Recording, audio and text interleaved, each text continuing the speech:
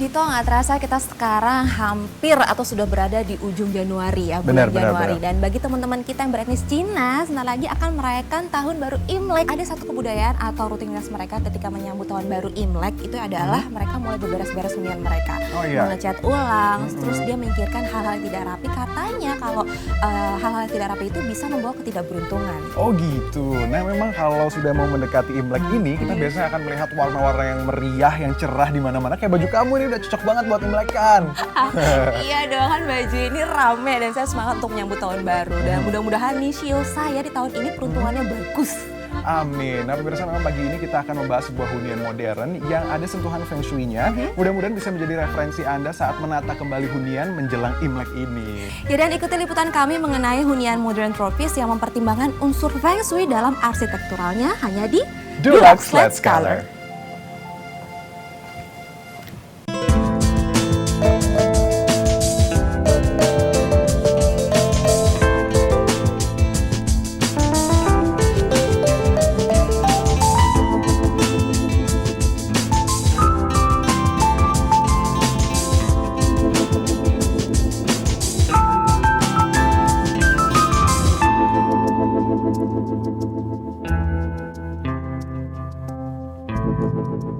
Hunian modern dewasa ini sudah banyak mempertimbangkan perhitungan feng shui dalam arsitektur bangunan maupun tatanan interiornya. Ya, memang tidak hanya mengenai hoki atau keberuntungan saja, tetapi biasanya ada hal logis seperti pembagian ruangan ataupun fungsi ruangan yang lebih praktis. Nah, sekarang ini kita akan ngobrol-ngobrol bersama arsitek yang selalu mengedepankan desain-desain yang unik pastinya, apalagi sekarang ini dipadukan dengan unsur feng shui. Apa kabar, Mas Raul? Ketemu lagi kita ya. Oke, nah Mas, bener ya, ini jadi ada unsur feng shui yang kuat pada proyeknya Mas Raul yang kali ini. Betul ya? Nah, mungkin bisa diceritakan sebenarnya konsepnya seperti apa sih, Mas? Proyek rumah tinggal pada umumnya adalah feng shui digunakan pada denah saja. Pembagian layout, ya, orang tua tinggal di mana, anak-anak tidurnya di mana, ruang tamu di mana. Iya, benar. Untuk proyek ini agak berbeda. Saya mendapatkan tugas dari awal bahwa bentukan dasar dari bangunan ini sudah ditentukan. Oh gitu? Iya, sudah dari awal gitu. Iya.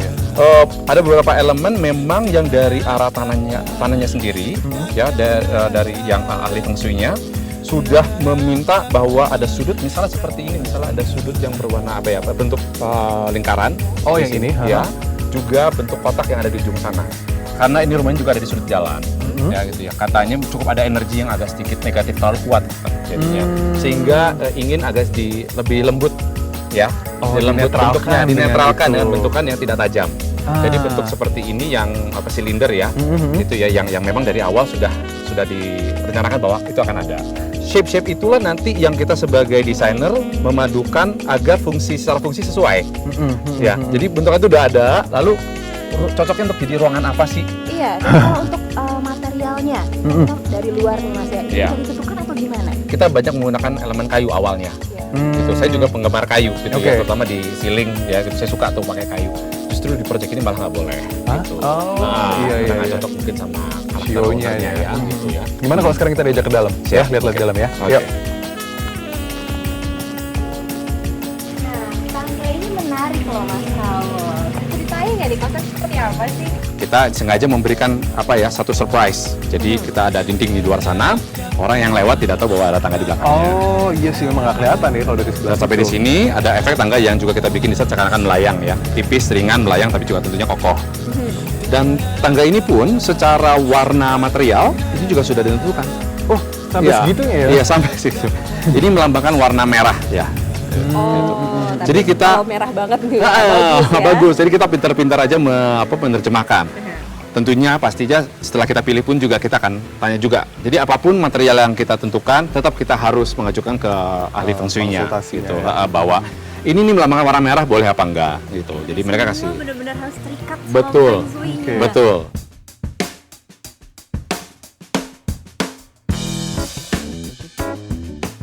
Nah, Mas, ini yang menarik mengenai pintunya ini karena ukurannya besar gitu, massive gitu, kayu. Dan sekitarnya adalah kaca, tapi nggak ada kusennya. Itu gimana caranya bisa berdiri itu si pintu itu? Ya, dari awal memang kita sudah merencanakan bahwa bagian depan rumah ini ya, pintu depan ini dibuat dengan sesimpel mungkin. Gitu. Jadi pintu ini sebenarnya mempunyai satu engsel yang justru ditanam di bawah. gitu. Jadi di atas nggak ada yang ngikat, tiang jadi dari atas sampai bawah sini yang ada di dan bagian atas nggak ada sama sekali. Ini kayu ya, tampak luarnya, dalamnya sebenarnya struktur baja. Kita langsung Betul. masuk aja nih Mas ya. Boleh. Yuk. Saya penasaran sama pintu yang nggak ada. Iya betul sekali. Ini Ya, tarik. Ya. Iya. Ya. Oke. berat ya. Iya, besar banget. Kalau untuk di belakang ini kan ada tempat sembahyang, Mas. Iya. Ini apakah masalah memang tukar posnya di sini atau memang sudah dari awal pakar feng shui-nya sendiri menentukan di sini? Tapi memang secara natural ada bentuknya unik, ya gitu ya. Iya. Mungkin ya, karena juga fungsi juga khusus kan, ya kan berbeda pada rumah biasa kan. Kita letakkan ada di sini. Sebagai ruang ibadah ya jadinya.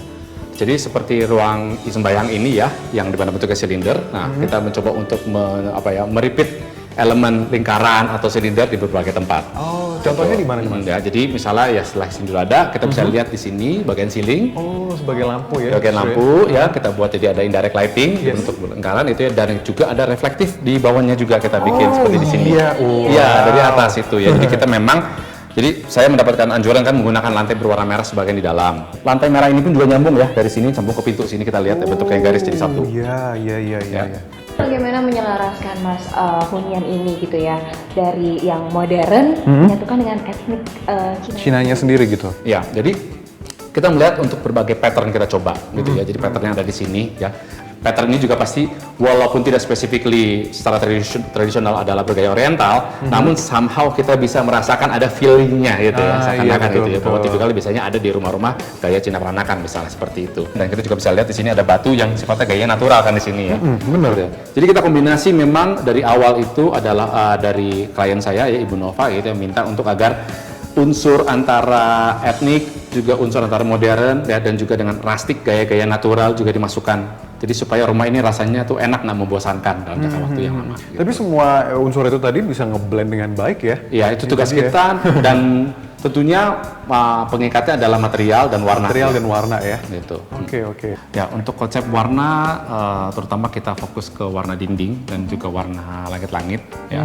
Kita menggunakan satu warna memang ya. Warna itu bisa diartikan macam-macam ya, bisa dalam bentuk cat, juga material sendiri mempunyai efek. Justru pemilihan warna cat dinding terutama ya gitu adalah pilihan terakhir buat saya, pemilihan terakhir. Setelah warna-warna yang lain, material-material lain sudah ditentukan. Pada tempatnya lah ya. Iya. Dinding ruangan TV ini marmernya warnanya memang dipilih dari Mas Raul atau gimana? Ini justru permintaan dari klien ya, gitu. Klien jadi melihat satu project cukup menarik dengan onyx gitu, dan saya bilang, oke, boleh akan memberikan suatu karakter sendiri ya, gitu ya. Namun saya tidak menyarankan untuk menggunakan warna yang begitu beda. Gitu. Jadi saya hanya ngomong terus secara warna aja. Jadi tetap interesting bentuknya ya, dan ini dapat dinyalakan ada lampu ya.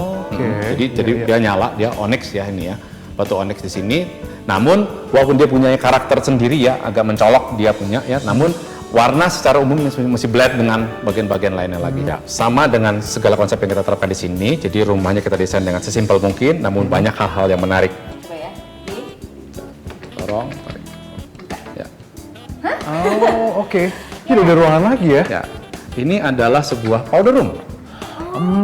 Iya. Tantangan kita adalah seperti tadi yang kita bahas di awal. Secara feng shui area sini memang bagus untuk area service seperti ini. Sementara ini ada di lokasi yang berdekatan dengan ruang keluarga. Betul. Ya kan, bagaimana kita aktivitas sehari-hari di sini kok ngerasanya ada WC dekat, ya kan, itu juga ada meja makan ya kan. Jadi feel-nya agak risih lah gitu ya. Nah, bagaimana kita menciptakan suatu ruangan yang tersembunyi. Ini kan hunian ini memiliki keuntungan dia ada di lokasi yang view-nya cukup baik gitu kan. Bagus banget gitu kan. Bagaimana kemudian cara memanfaatkan atau memadukan gitu ya unsur view yang ada di luar ini eksterior dengan area indoornya atau interiornya? Ya, ini adalah contoh yang paling baik adalah ya kita mencoba untuk menjadi satu. Jadi pintu-pintu elemen di sini bisa kita buka. Ya.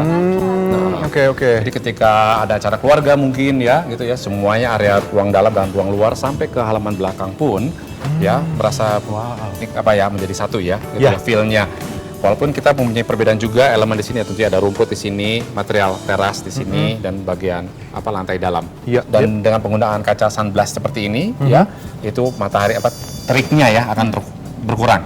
Seperti itu. Nah, ini kan area outdoornya tanahnya luas sekali nih Mas Raul. Bagaimana Mas Raul memanfaatkan area lahan yang sisa ini loh. Iya kan? Ya sebenarnya lahan tanah rumah ini tidak terlalu luas. Oh, ya? Hanya sebatas yang ada kita bisa lihat di sini, taman ini yang kita gunakan. Nah, kita berusaha menyambungkan area view yang bagus, yaitu lapangan golf di belakang ya, situ, keren. ya, dan juga ada lembah di sebelah belakang saya ini. Sekarang kan menjadi satu dengan penggunaan vegetasi yang agak mirip. Oh, Ya, rasanya oke. Menyatu, sama-sama. bagian dari Iya, rumah iya, aja, iya, gitu, iya. bagian dari rumah juga itu ya. Nah, jadi dengan demikian owner dari rumah ini bisa merasakan setiap hari gitu ya, misalkan apa ya, punya tanah yang cukup sangat luas. Seakan-akan sampai semana-mana itu masih Iya, tanahnya. padahal tadi Luar kita rumah. bilang, wah ini Betul. lahan luarnya, area outdoornya kok luas sekali, padahal sebenarnya enggak. Cuma Triknya adalah dibuat dengan penggunaan lebih tanaman-tanaman yang sejenis ya Mas, dengan Iya. tanaman-tanaman yang ada di sekitarnya. Iya. Betul. Banyak banget nih tips yang kita sudah dapatkan Iya, dari dan ngobrol-ngobrol sama Mas ini Raul ya. dasar informasi yang kita gali dari Mas Raul ya. Oke, pastinya thank you Mas Raul. Iya. Terima kasih banyak atas informasi yang sudah Iya. dibagikan. Terima kasih. Iya. Nah, pemirsa, ternyata jangan takut untuk mempertimbangkan unsur Feng Shui pada hunian, karena ternyata unsur-unsur tersebut dapat dibenamkan pada bentuk-bentuk arsitektural serta tatanan interior yang modern. Ya, dan pemirsa tetap bersama kami hanya di Dulux Let's Color.